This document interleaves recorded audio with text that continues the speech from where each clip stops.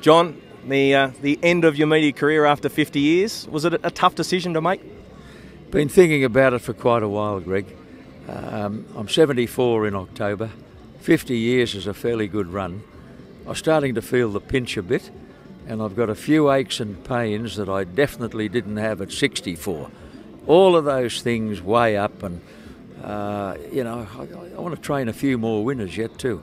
I've got to put my head down. Are you going to miss it? Of course. It's been such a massive part of my life.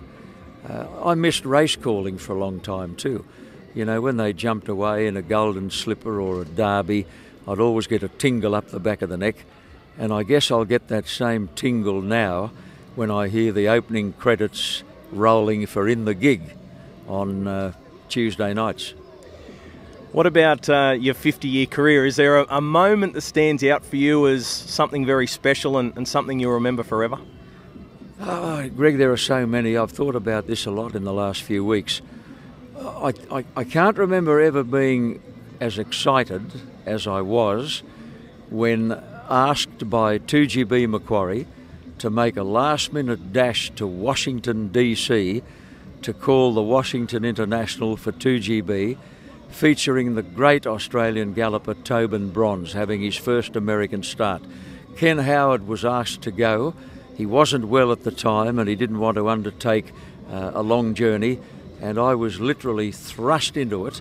I was at Laurel Park in Maryland, up in that broadcast box before I knew where I was, and I was very excited. It may be the supreme moment. And you're not lost to harness racing. We're going to see more of you at the racetrack now, I think, because you'll be able to concentrate on your team of horses. Yeah, it's getting harder and harder to win in Sydney. It's an absolute waste of time coming to Menangle without a nice horse. You know, other meetings you might take an ordinary one and hope it has a bit of luck. No good bringing an ordinary one to Menangle because you're going to run last. And even Penrith, Greg, they're running times at Penrith I wouldn't have thought possible. So it's tough, and I might have to go further afield. What about Chariot King?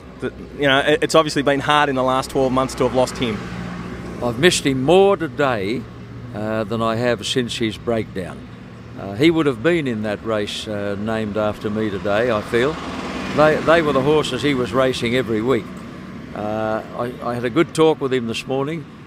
We x-rayed the injured Paston just a week or two back. The healing is perfect. He's still about a month off going into the paddock. He can't wait, I can tell you. And, you know, when we let him loose in that paddock, we'll all be holding our breath. What's his future? He will become a horse that will have a home at your place forever? He'll be at my place as long as I'm there, and after that I'll have to find another one for him. But I'm hoping that he can make the transition to a little bit of light track work and maybe become our official galloping pacemaker. He'd love it, I know he would, and if the vets think it's safe, I think that'll be his job in the future. Are you and Anne going to have a little holiday or break now that there's obviously you've still got horses to train, but is there time now for you to have a break and a little bit of a holiday? Yep, about 3 days.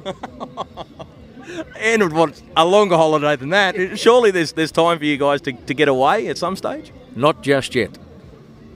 The slower the horses, Greg, the harder you got to work on them. Well, mate, congratulations on a wonderful career. It's been an absolute pleasure to work with you during the later years, and we wish you all the best of luck in the future. It's been a great voyage, Greg, a fantastic voyage. I've met a million wonderful people. I've seen a million wonderful horses and horsemen, and I have memories I will cherish for the rest of my days. Well, Dave, it's happened. You've got that Group 1 win with Luda. Congratulations. Thanks very much, Greg. Yeah, it's finally come. It's taken a bit of time, but we done it. We had a chat this morning on the radio, and we discussed the fact that in the last few seasons you've really come of age as a driver, and a lot of that's got to do with the support you've got from Sloy's. Yeah, that's correct. I get a lot of support from Sloy's. You know, they give me a lot of drives, and so do a lot of other stables, and I think the more you drive, the more confident you get, and it just comes to you. Horse that put you on the map, I guess, to some extent was Shipwreck, a horse that you did a really good job on and won plenty of races. Yeah, that's right. Shipwreck probably put me on the map. You know, before him, I was probably driving, you know, just fair cattle. And then when he came along, I think we won a couple of metro races with him on a Saturday night. And yeah, he was a really nice horse to me. Now, what about this win today, Luda? She had to do a little bit of work out of the gate, and I guess the trip was always going to be the question mark with her. Were you a little bit concerned? I was a little bit concerned after we had to burn so early out the gate. I did a lot of work getting to the front, but when we backed it off to a 32.2 quarter, I probably got the $100 fine there, but you know, at the end of the day, it's worth it. And what about turning for home? What were you thinking? Were you travelling well? I was travelling real well. I just knew that Ocean Diva was breathing down my back, and I just thought to myself, once it gets that run, you know, that's when I got to get going. I can't be sitting up waiting. What did you make of the performance of My General Lee? That the last 800 metres was just too slick. Yeah, that's right. Like the last 800 was a massive sprint. The horse went phenomenal. He went out of the world, I reckon. But at the end of the day, it was always going to be run like that. When I had those three good horses drawn on the inside of me, you had Let Us Rock Them, you had the Art of Confusion and Mr. JC. And you know, once the Art of Confusion beat me out the gate and made its way forward, the chair was never going to be there. So.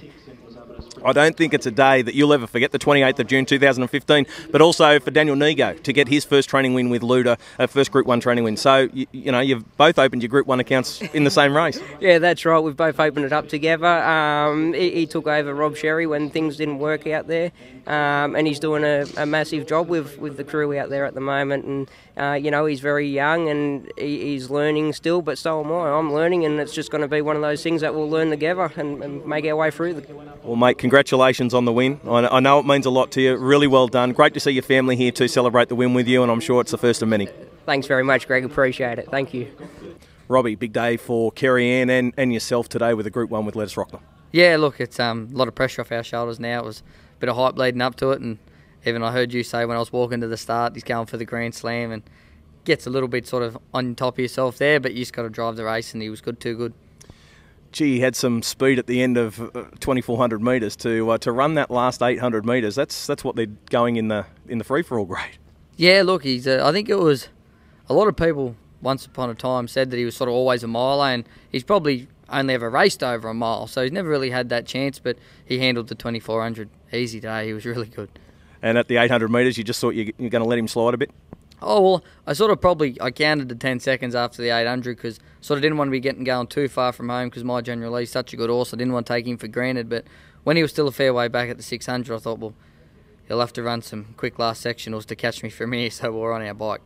What does that mean for Kerry Ann to get that first Group 1 winner? Yeah, look, she's a credit to the whole team. She works her heart out and tries so hard. And I think it was very frustrating for her. Like, it's all well and good to train 100 winners a season. I think she's trained 400 in 3.5 years. But that Group 1 always sort of was just a bit further than our grip. So we caught it today, and she's wrapped. So it's a lot of pressure off her shoulders. What about the horse? Where does he go now? He's obviously Breeders' Crown eligible, and the way he went today, he's going to be very competitive in a series like that. Yeah, look, probably that'll be his game. There is some debate, sort of Queensland's on the radar, but the owners own Mr. Brightside as well. So he's probably looking to go to Queensland because he's not Breeders' Crown. So for the owner's sake and to try and get them the maximum money they can, there's no point racing each other. So one will probably go to Queensland and one will go to Melbourne. Your cousin, David Morris, got a very good memory, and he said that he remembers a couple of years ago that when you won your next Group 1, you'd proposed to Kerry Ann. You've been going out a long time, you've got a baby on the way. So where's the proposal? Yeah, no, well, that's what I said to Kerry after the race. I had no ring on me or nothing, so I didn't want to get too cocky. But no, look, Kerry's great, and she's awesome, and I love it a bit. So yeah, soon enough, as soon as we hit the line, Dave, he said to me, "I think you got to buy a ring." I said, "Come on, Dave, give me at least a couple of minutes."